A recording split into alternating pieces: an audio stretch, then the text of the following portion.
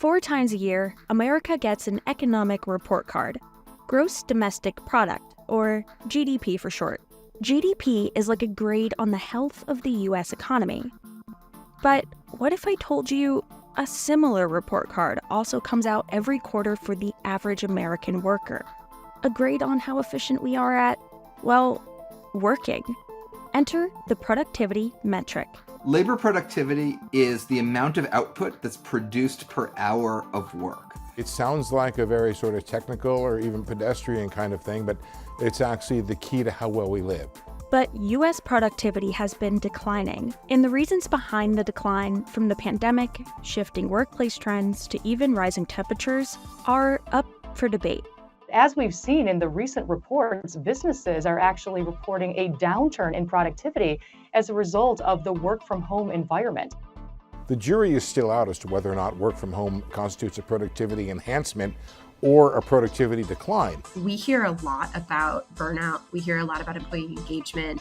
We hear a lot about kind of the things that are standing in the way of productivity. Much of the country continues to battle excessive heat with record temperatures nationwide. It's also having a major effect on workplace productivity. I think probably the biggest reason for the decline in productivity is bringing back on board lower productivity workers. So just how is productivity measured?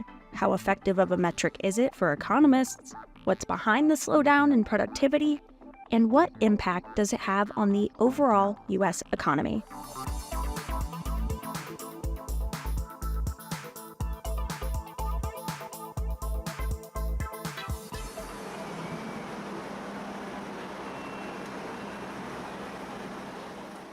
Labor productivity is output per hour, and it's how many widgets you make in an hour. You can make more widgets in the same amount of time, and you can do that broadly across an economy. It means you're going to live better. The calculation is essentially looking at output growth for the overall economy, generally the non-farm business sector, and comparing that with the hours worked in the same sector. So it's an attempt to figure out how efficient workers are. If you can produce a lot of output with an hour of work, you're very productive.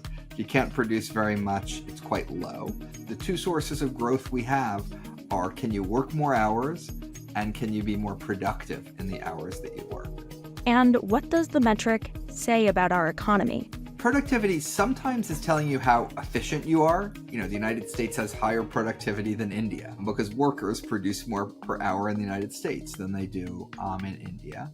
Sometimes it tells you cyclical things. So, for example, if people, get nervous and stop going to restaurants, it might look like productivity went down because output per hour went down. It isn't that you're any less efficient than you were before. It's just that, something bad happened to your economy. Economists agree there are flaws in the metric itself, particularly when it comes to the volatility in readings. On a quarterly basis, it's very volatile because if you make a mistake in measuring GDP, or you make a mistake in measuring employment, or you make a mistake in measuring average hours, any one of those will translate into a mistake in productivity. Productivity measurement is full of lots of flaws and problems. The quarter-to-quarter, year-to-year productivity numbers are really flawed. They come back and they adjust them, they restate them. So there's a lot of things that can go wrong. So every quarter it bounces around a lot. That's why economists tend to like to look at it over maybe at least a 2-3 year period to try to judge what's going on. Economists also say the metric doesn't fully capture productivity in the workplace.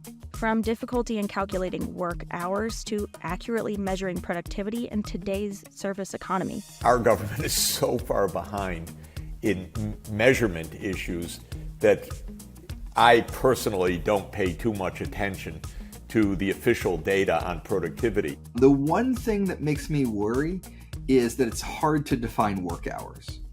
You might shop online during the day while you're at your office, and you might log onto your computer to finish a memo at night.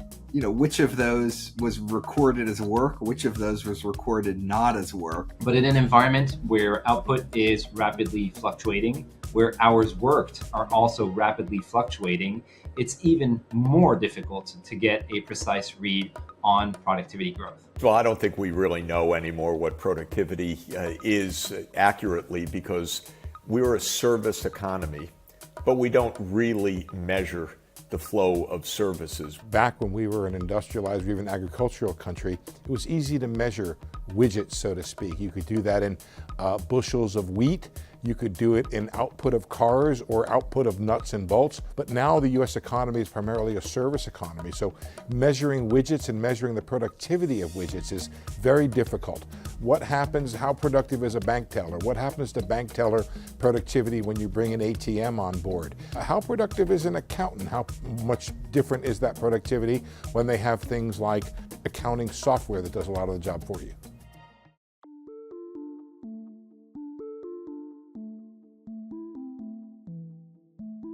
So we're currently in an environment where we've seen a significant drop in productivity growth. Over the past 5 quarters, we've had consecutive quarters of contraction in productivity. And never in the past 60 plus years, the data starts in 1948, have we seen this type of slump in productivity. In the most recent round of data, the Labor Department reported a 3.7% increase in the non-farm productivity in the second quarter of 2023, equal to a 1.3% increase year over year, reflecting a rebound in worker productivity. Now, we have seen somewhat of an uptick in productivity from record low levels. The U.S. economy was seeing less than half a percentage point of productivity for a prolonged period of time. Slowing labor productivity is not a new issue to the U.S. and is an issue that's been raised in the past, as seen from these reports from the Congressional Budget Office and the Boston Federal Reserve Bank in the 1980s and 90s. But economists say the downtrend this time is different. The productivity we've experienced, if you measure it from the end of 2019 to the present, so looking through the pandemic period, has been about a 0.8% annual rate. Even the slowdowns that people like CBO were concerned about in the past were productivity more like 1.5 to 2%. So we're quite slow, even compared to the past periods where people angst about the slowdown. That is highly unusual and is reflective of an environment where output growth has slowed, but where the hours worked, the amount of labor that is put into the economy, has not slowed nearly as much. So productivity has slumped as a result of that mismatch. Now, one of the first reasons that come to mind for many to explain the decline is the COVID-19 pandemic. Yet some of the workplace changes at the early onset of the pandemic, from mass layoffs to the shift to remote work, may have actually had the opposite effect on productivity. So productivity growth surged after the pandemic hit. And the reason it surged was because we got rid of or fired or otherwise laid off or sequestered more low productivity workers in the economy. So what was left were the more productive workers. During the initial phase of COVID, there was this perspective that people were being much more productive and that productivity growth had actually accelerated during the initial phase of COVID because people were not commuting anymore. A more plausible explanation then could be some of the workplace shifts that happened later on, starting with the Great Resignation, to the rehiring of workers as the pandemic subsided, and companies now holding on to their employees amid economic uncertainties. If you look at the employment data, we brought on an awful lot of people back to work and added a whole lot more jobs, more than 2 million jobs so far this year. And with the churn that was very rapid over the 2020, 2021, and even 2022 period, we had a lot of new individuals on the job. And that amount of training, in my opinion, was a constraint on productivity growth because it meant that you had to train the new talent to be as productive as the old talent. It's hard when people, A, first start their job, and B, when managers have a lot of new workers out there to be as productive as you can. A waiter doesn't know where the water is or where the menus are, and then they learn, and then they're really efficient at their job. They can wait more tables, but day one or week one, they're not waiting a whole lot of tables. So that's the optimistic version of the slowdown, is that lots of workers have switched their jobs in the last couple of years. Conversely, one thing that may have been happening in especially 2022 is businesses were holding on to their workers. This idea of labor hoarding is that over the past 18 months, a lot of business executives have really struggled to hire, train, and retain their workforce. And in that environment, they're reticent to let go of that prize pool of talent, even if final demand is weakening. Even as sales in some businesses slipped, they were nervous. Will I ever get a worker again? I'm going to hold on to my workers. So sales were slipping. You hold on to your workers, and productivity goes down. The unsettled economic environment may also be having an adverse impact for worker productivity on an individual level. Right now, we've been navigating an economic recession, the potential of an economic recession. That is distracting for people. People's stress and anxiety levels are higher, and therefore their energy is going towards that stress and anxiety. They're going to, be looking for other jobs, be nervous, and therefore they're not in their most creative mode. They're not in their most productive mode. They're distracted and they're distressed. Another explanation, and perhaps the most optimistic reason, is that the productivity boosting tools and technologies simply have not shown up in the data yet. Now, there's one big wild card in that, which is the productivity data is probably not showing anything about the recent advances in artificial intelligence. Those have not been widely deployed enough throughout the economy to affect the data.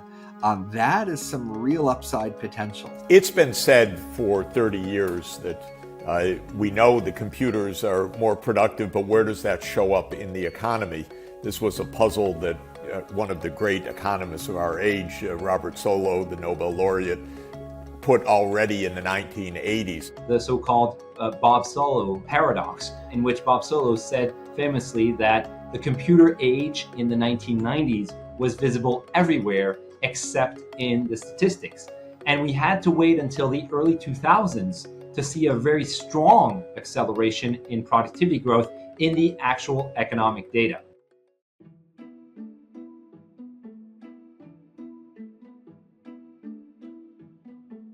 You do not want to be, for a prolonged period of time, in an environment where productivity remains quite weak, because weak productivity tends to lead to weaker living standards. And that is exactly the opposite that anyone wants to wish upon any economy. Sluggish productivity means sluggish growth. It means sluggish wage growth and increase in living standards. It means a much more bigger challenge in managing our public debt and our deficits. It matters for just about everything in the economy. On the flip side, strong labor productivity can present a major growth opportunity for the U.S. economy. Economists at McKinsey & Company say boosting U.S. productivity and regaining historical rates of productivity growth could add as much as $10 trillion to U.S. GDP between now and 2030. Strong productivity gives you faster economic growth. It gives you a faster increase in living standards. It makes your debt more manageable. It's just about the most important thing in an economy. The stronger your potential growth is, the stronger your potential income growth is also going to be. And so if you're producing twice as much per hour as you were before, you're probably going to be paid about twice as much per hour as you were before. And that means that households across the country will typically benefit from an environment where they have stronger income growth and where they have also reduced inflationary pressures. So the best of both worlds in terms of higher nominal income and reduced inflationary pressures, which boosts inflation-adjusted income and supports higher living standards.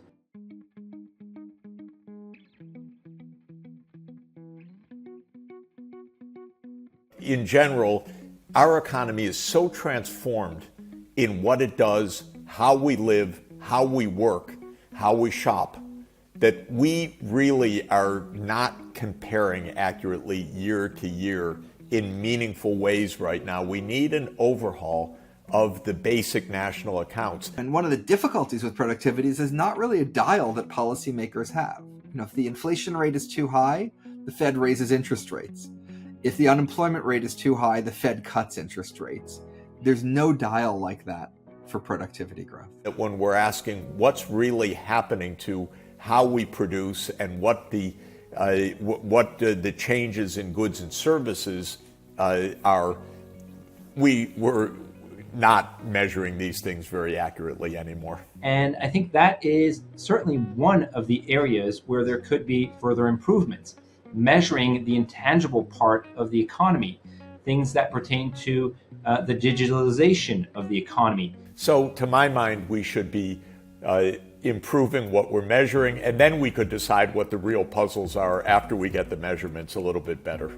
So while completely overhauling the productivity metric may not seem imminent, there are practical ways to improve productivity that could set companies and the U.S. economy up for long-term success.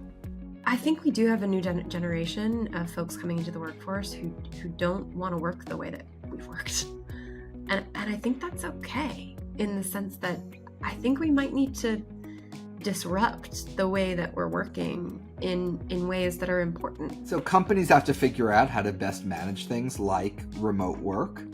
And on a public policy level, there's no one lever, but more investments in research and development, more investments in infrastructure, and ultimately education is just a huge factor in this, but that takes a while for it to change and make its way through the economy.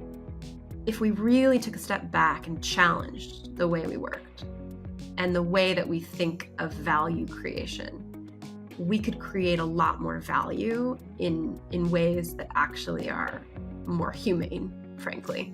Humans are energetic beings. They have a certain amount of energy, and that energy can be applied to a myriad of things.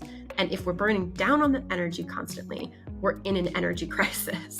And I think we are. And I think we need to reset on how we use energy and how we leverage it in order to actually create a better paradigm. For now, as companies look for ways to boost productivity growth, economists agree the outlook is a positive one. My guess is we're going to be in a period of sustained better productivity growth because I think we have to. I'm actually quite encouraged by the prospects for productivity growth, and it might sound a bit of a paradox amidst today's slump in productivity growth to be optimistic about the outlook. Yes, we have higher rates from the Fed. Yes, we have a slowing economy, but meanwhile, we have this offset from better functioning. The economy's functioning better, less supply chain frictions, much lower labor turnover. All of that spells a productivity dividend for companies. And that's the secret sauce of non-inflationary growth. We are in an environment where cost constraints are still very much present for businesses and business leaders. That will put a lot of the focus, a lot of the emphasis on improving workflows and ensuring that the existing workforce is as efficient as possible. So at least for the near term, I think we're set for a pretty positive performance in the U.S. economy as we just operate better and more efficiently. The worker shortage that's out there and the need for workers to become more productive, I think companies will respond and workers will respond and become more productive because they have to.